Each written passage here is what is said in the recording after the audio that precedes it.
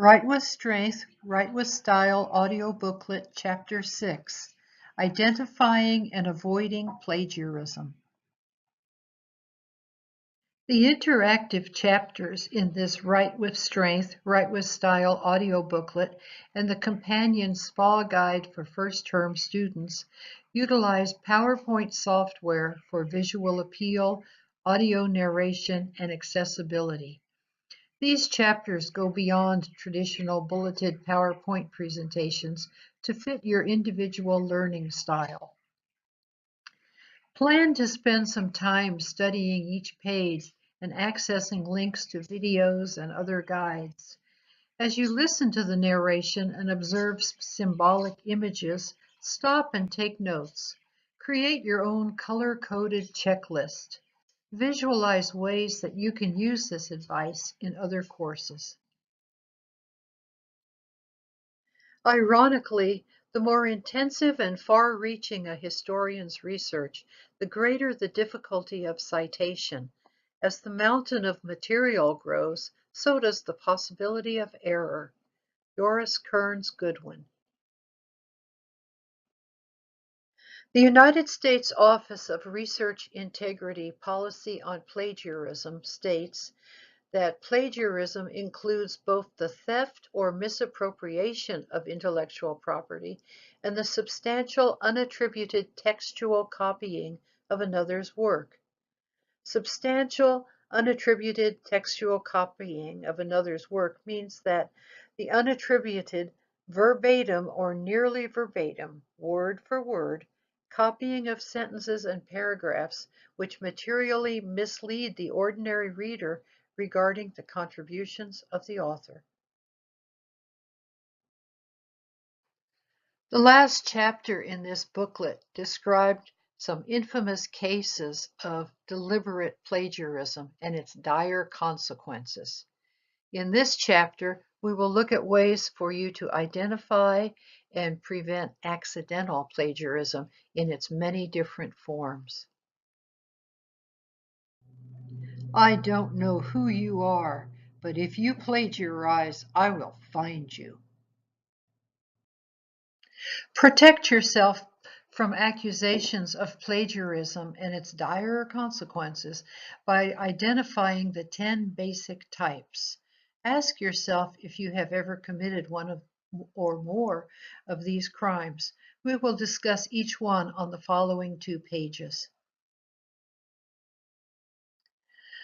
This chart of the first 5 types of plagiarism is an excerpt from the turnitin.com website. You can find more information at the hyperlinks on this slide. The first type is clone, submitting someone else's work word for word as your own with no citations or quotation marks. Second type, Control-C, copying significant portions of text from a single source without any changes. The third type, Find and Replace, changes keywords and phrases but retains the essential content of the original source. Number 4, Remix, is paraphrasing from multiple sources made to fit together and without any citations. Number 5, Recycle, borrowing generously from your own previous work without identifying it as such. Another type of plagiarism is the hybrid, where someone will combine perfectly cited sources with copied passages without any citation.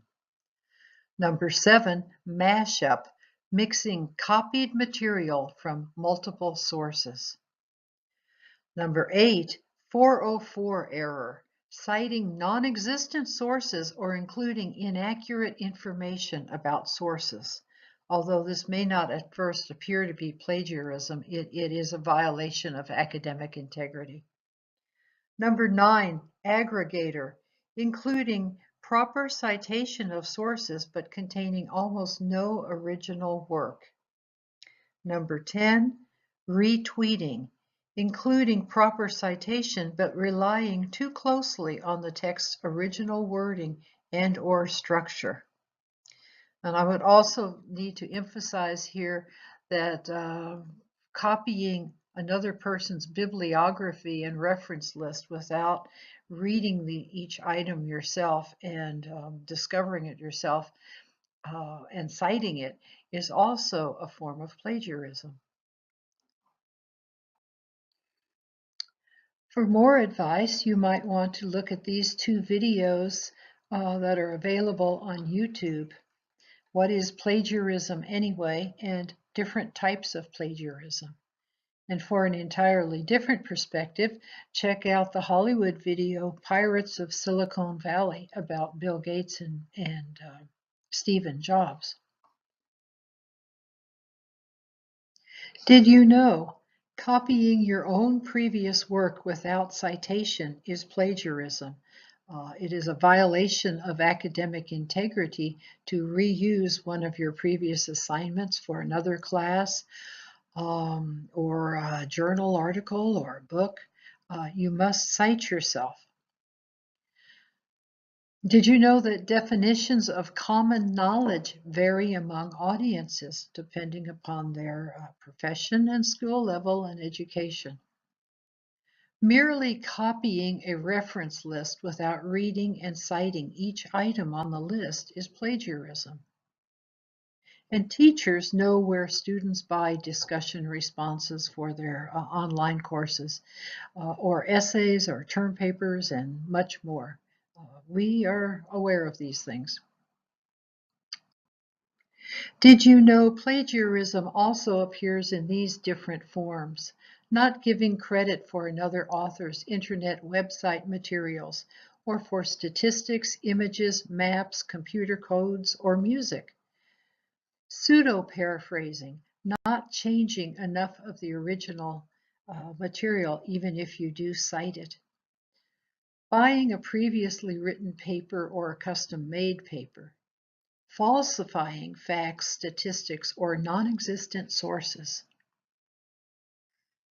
Many nations have adopted American rules against plagiarism in spite of the nation's cultural traditions of showing respect for elders by repeating their words.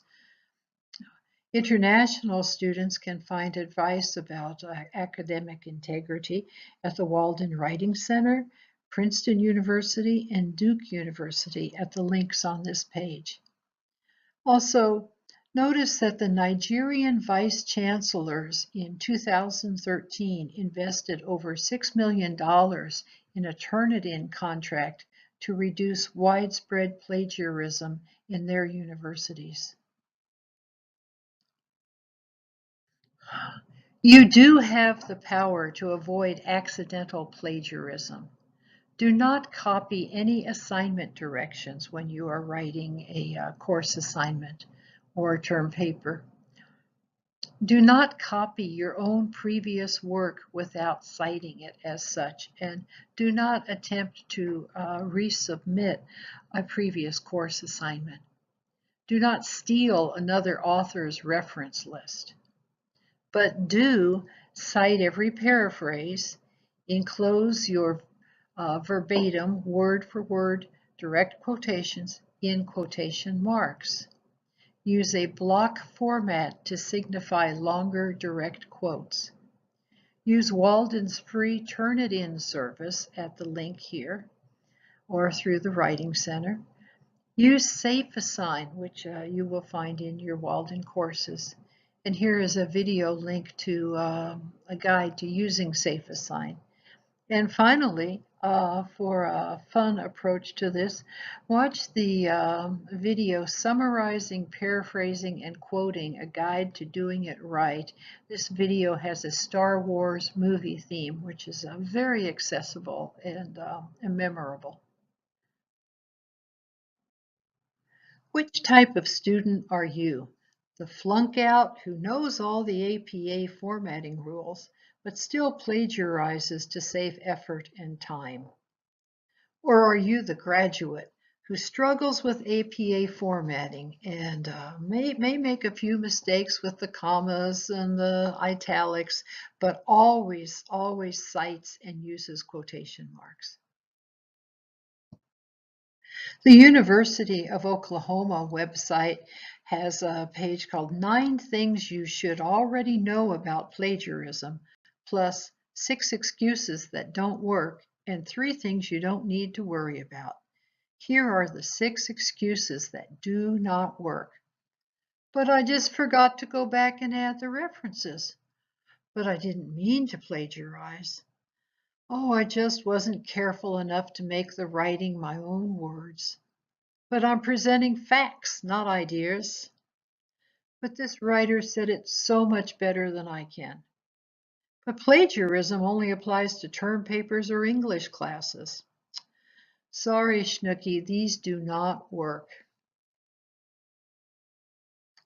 As you explore the various plagiarism guides that we have discussed in this booklet, and also looking at the ones here on this page from the Walden Writing Center, Princeton University, Oxford University in England, University of Oklahoma, and Indiana University, you will notice the universality and agreement among academicians about the definitions of plagiarism and academic integrity.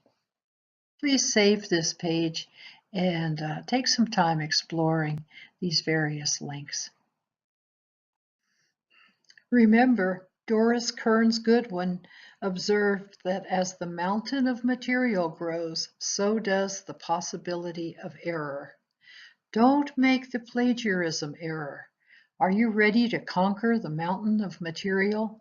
Prepare yourself by taking these Walden Writing Center and University of Indiana plagiarism courses, and may you have great success in your academic career.